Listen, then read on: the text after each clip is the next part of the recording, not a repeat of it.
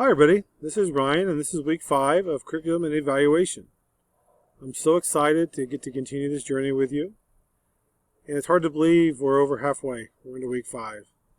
I know you're finishing up Module 4 and I look forward to looking over those. I know that was a lot of work and a lot of resources and a lot of reading to do and a lot of synthesis. But I really think it's valuable in terms of the work you've done with the different subgroups in your buildings. So for week 5, we're going to work on another module. This module is about evaluating formal and informal, culturally responsive and accessible assessments. Again, it's going to involve a lot of reading, a lot of research, and some writing. This time, you're going to create a training video to work with your teachers. It's going to be a video you're going to make and you're going to narrate it. One thing you can think of is school is out. You might need something to share with your teachers about assessment. This is something that you could share with them as a real-life application and real-life tool.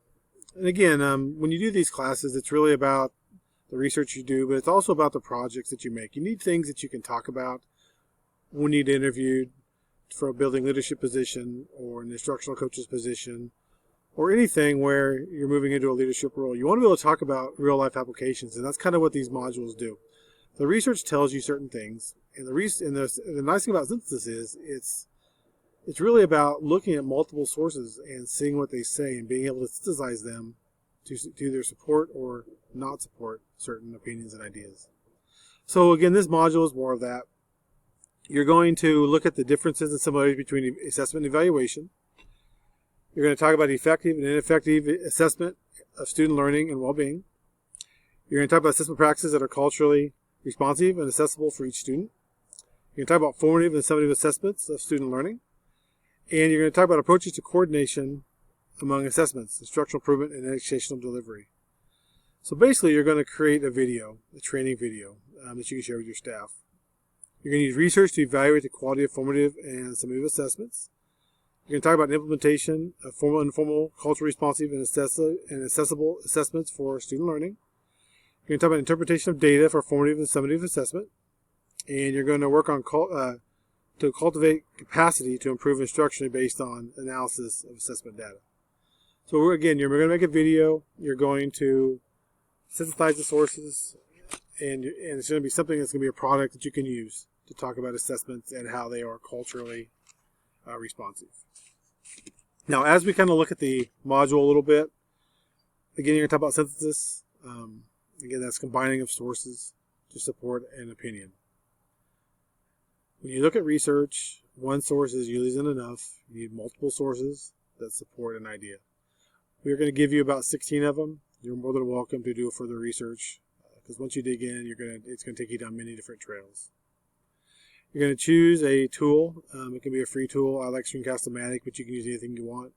Basically, you're going to make a presentation. I would make a PowerPoint or a Google presentation, and then you're going to use Screencast-O-Matic or some tool to narrate over the top of it. You're going to make sure you're going to cite all sources.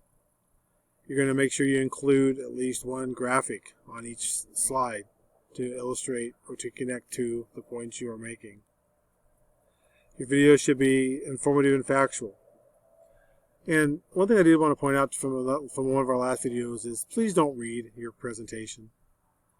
When you make a presentation, you need to put some key points on there, and then throughout your narration, you elaborate.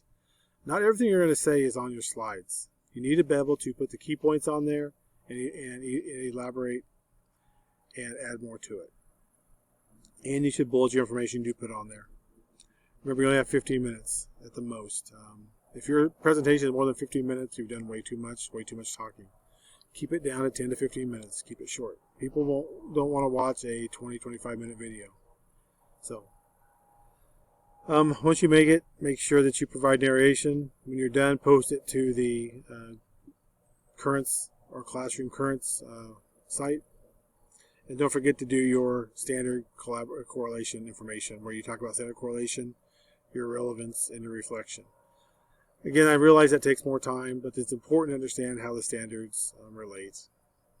So, again, this is Ryan. I'm really happy to be working with you. You guys are doing a great job. I've enjoyed reading and listening to your work. I'll be working on Module 4 this week.